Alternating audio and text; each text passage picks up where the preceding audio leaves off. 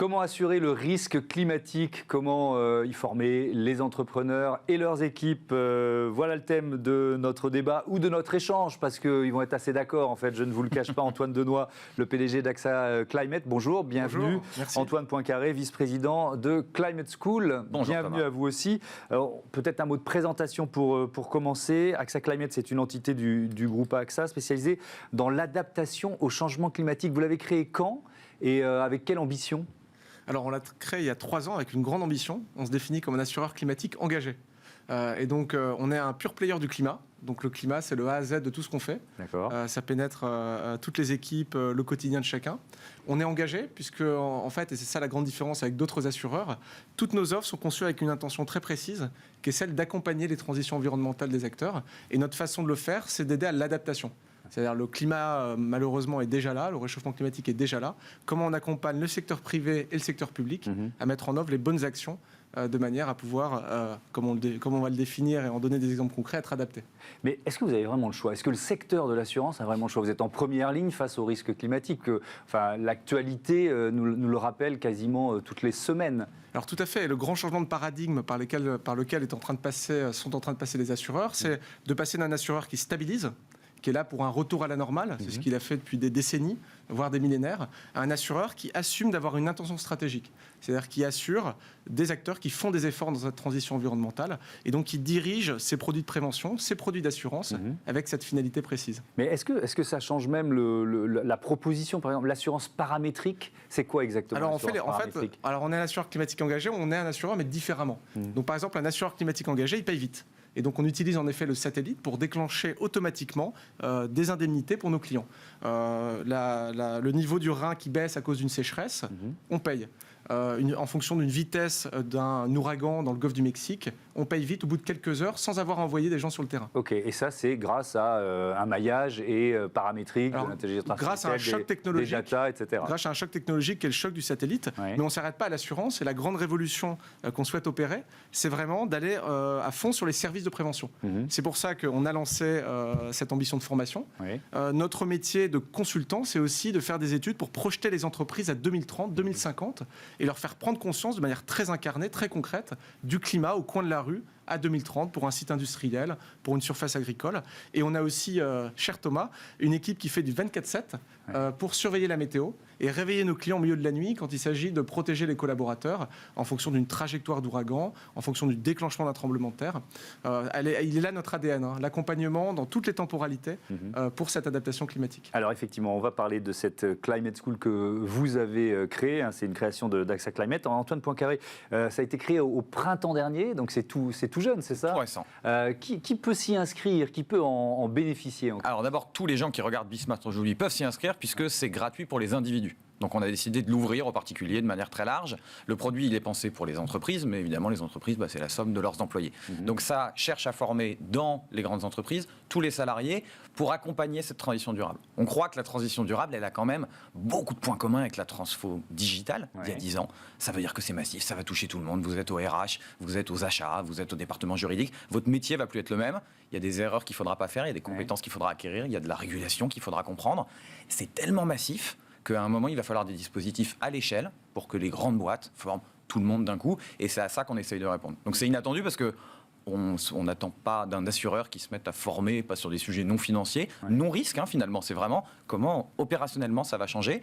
On trouvait qu'il n'y avait pas vraiment la solution qu'on cherchait sur le marché. On pensait que les grandes boîtes, elles allaient réussir cette transition durable grâce à des salariés engagés. Et c'est pour ça qu'on a voulu répondre à ça. Donc c'est gratuit pour les individus, c'est payant pour les entreprises. Comment ça fonctionne? C'est quoi le modèle? Alors c'est pas très cher, c'est un abonnement, c'est un abonnement par an. On a voulu faire quelque chose de pas très cher parce qu'on a la chance de pouvoir le faire à grande échelle dès le début avec la force d'une marque comme AXA. Aujourd'hui, on a à peu près 500 000 collaborateurs formés, donc ça va assez vite ça va depuis vite. avril. En dehors d'AXA d'ailleurs. En dehors d'AXA, évidemment, les collaborateurs AXA nous font l'amitié de se former également sur ce sujet. Ça va très vite. C'est très digital, très online. Il y a une vraie appétence des collaborateurs. C'est ça qu'on voit. La différence entre la transfo digitale, qui manquait quand même d'âme, et cette transfo environnementale, c'est qu'il y a des gens très engagés dans les boîtes, qui font ça en plus de leur métier, qui ont un rapport très émotionnel au sujet, parfois très inquiet, parfois très conquérant, optimiste. Mais cette énergie vitale, un peu, quand on fait de la formation et quand on propose du contenu, c'est génial parce que ça nous donne quelque chose. C'est ce qu'on appelle notamment l'éco-anxiété. l'été, il y a une étude du Lancet qui montrait qu'elle était à un niveau très élevé, notamment dans la population là. Alors pardon, on a une bonne stat là-dessus pour les patrons qui nous regardent. Ils ne pas un journaliste. Hein. Jamais. C'est deux. Alors pardon, mais c'est quand même deux fils de journalistes qui connaissent la machine. Hein. Nicolas Poincaré, Isabelle Thorpe. Je dois confesser que j'ai grandi en regardant Thomas Hugues sur 7-8. Deuxième sujet de préoccupation des Français. Qu'est-ce que c'est concrètement la Climate School, Antoine? Est-ce que tu pourrais nous l'expliquer? La Climate School aujourd'hui, 120 modules de formation en ligne, rapide, 4-5 minutes que vous pouvez consommer sur votre mobile pour à la fois comprendre la science, évidemment, il va falloir y passer un peu de temps, c'est un sujet compliqué, c'est un sujet systémique, et comprendre, on l'a dit, comment ça change nos métiers. Donc on traite de plus en plus de métiers, on essaye d'accompagner la transition des filières aussi. Quand on prend le marché de l'automobile, il va y avoir des sujets de collaboration entre des équipementiers automobiles, leurs fournisseurs et puis ceux qui fabriquent les voitures. Donc on essaye de réunir les gens dans une démarche un peu mutualiste comme ça pour produire du contenu et accompagner cette Donc on est bien d'accord, c'est du e-learning. C'est du exclusivement e-learning. du Exclusivement. On donne ça à soit des grandes boîtes, soit des grandes organisations qui, derrière, l'articulent et font la mise en musique de tout ça. On travaille par exemple avec HEC, là on a formé toute la nouvelle promo, à ce qu'ils appellent les limites planétaires. On ne s'attendait pas à des cours comme ça à HEC, en tout cas quand moi j'y étais, c'était pas le ton qu'on avait vis-à-vis du capitalisme et de l'écologie. Et derrière, c'est le boulot de l'école de mettre ça en musique, d'organiser des grandes conférences, des travaux entre les élèves pour que ça avance. Pourquoi pourquoi la formation, c'est un levier majeur? Vous avez un peu répondu, mais je voudrais qu'on rentre dans le détail. Un levier majeur de cette transformation écologique dont on parle tous les jours dans cette émission. Alors, pour un exemple très concret, je vais vous prendre par exemple la montée des eaux dont on parle beaucoup. Si on ne comprend pas comment le phénomène physique se fait, il est très difficile de raisonner quand on est patron industriel, quand on est près d'une côte, sur le risque. Comprendre que la montée des eaux, c'est lié à la chaleur principalement de l'eau à 700 mètres en dessous de la surface, ça crée une familiarité, une connaissance, et ça permet aux collaborateurs de prendre les bonnes actions. On est dans un environnement de fake news, et il est très compliqué de savoir la confiance qu'on peut donner à tel article de presse ou tout ce qu'on nous dit tout autour. Mais on peut considérer que la confiance en la parole scientifique, elle a plutôt été dégradée par les 18 mois qu'on vient de vivre. Exactement. Donc, c'est majeur. Et donc il faut une parole scientifique, on va dire, crédible. Oui. Et on pense qu'en tant qu'assureur, on est un acteur un peu méta, on est global, on capte les effets papillons entre la santé, les problématiques de business. Donc on a vraiment ce regard global, on est un peu le divan de la société et de la socio-économie. Eh bien on pense qu'on a une parole qui peut être écoutée et qui peut être crédible. Et en fait, quand on veut vraiment être un assureur climatique engagé et pousser les entreprises à se transformer, eh bien, le fondamental, c'est d'abord de commencer par la formation. Et donc, il y a de cela 2-3 ans, si vous m'aviez dit qu'on aurait lancé comme ça chez AXA Climate un business de formation, je ne vous auriez pas cru. Mais le fait de se fixer cette mission large dont on parlait, l'adaptation climatique, nous a amené assez naturellement à lâcher la bride en termes d'innovation. Ouais. C'est un business rentable ? Alors, je ne veux pas mettre de pression sur mon voisin de droite, mais ce sera probablement un des business les plus rentables, parce qu'il y a un effet d'échelle, parce que c'est du digital, et parce qu'on a la capacité d'avoir un effet volume. Et nous, ce qui nous botte, et moi ce qui me botte aussi beaucoup aux côtés d'Antoine, c'est de faire des liens entre les entreprises. C'est l'intelligence collective. C'est-à-dire qu'on sait très bien que le problème de la transition environnementale, on la réussira si on fait éclater les silos, et si on fait cette cross-disciplinarité entre des chaînes de valeur, des secteurs. C'est important ce que vous dites, parce qu'il y a même certains membres d'ONG, certains patrons qui commencent à le dire, il faut une open innovation sur ces questions-là. Parce que l'enjeu, il est planétaire, il est majeur, et il faut que les entreprises se mettent ensemble et ne se tirent pas la bourre. Très bon terme galvaudé en ce qui concernait le digital, parce qu'il était creux, un peu coquille vide, qui prend tout son sens pour la transition durable. Puisque l'enjeu collectif, il est là pour la transformation durable. Il n'était pas là pour le digital, il fallait faire des applications mobiles, chacun, entre guillemets, dans notre coin, dans nos entreprises respectives. Là, l'enjeu est tellement collectif, je trouve qu'il donne beaucoup plus de sens et de substance à ce concept d'open innovation, appliqué à l'environnement. Ouais. Je voudrais qu'on rentre, Antoine Poincaré, un peu plus dans le détail des formations. Est-ce que, comment vous les adaptez aux entreprises? Parce qu'il y a un tronc commun, évidemment, que j'imagine, mais est-ce qu'ensuite on rentre un peu plus dans la dentelle? Absolument. Alors, il y a un tronc commun sur la partie scientifique, parce qu'évidemment, comprendre le changement climatique, que vous travaillez chez BNP Paribas ou chez Michelin, c'est à peu près la même chose.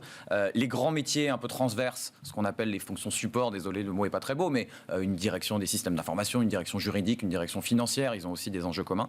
Et avec quasiment tous nos clients, on est en train de produire des modules sur qu'est-ce que ça change à nos métiers.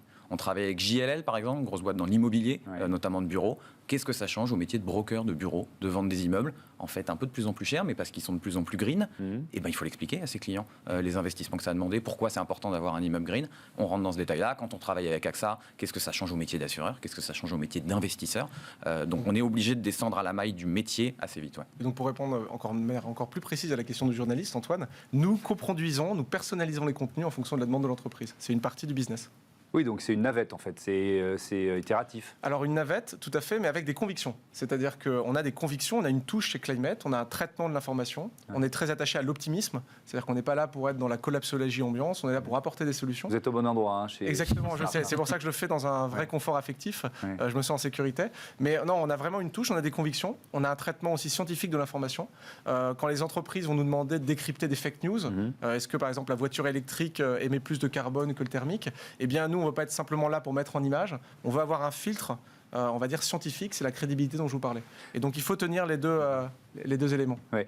Antoine Poincaré, dans cette navette avec vos clients, est-ce qu'il y a parfois des clients qui étaient pleins de bonne volonté et qui ont commencé par faire des erreurs? Vous voyez ce que je veux dire? Et ensuite, il faut un peu rétro-pédaler et la formation que vous proposez y contribue. Il y en a forcément parce que ça va à une vitesse incroyable. Enfin, vous voyez, les engagements que prennent les patrons aujourd'hui sur, par exemple, la neutralité carbone, c'est des choses qui n'existaient quasiment pas il y a un an. Donc quand ça va aussi vite, il y a forcément des erreurs.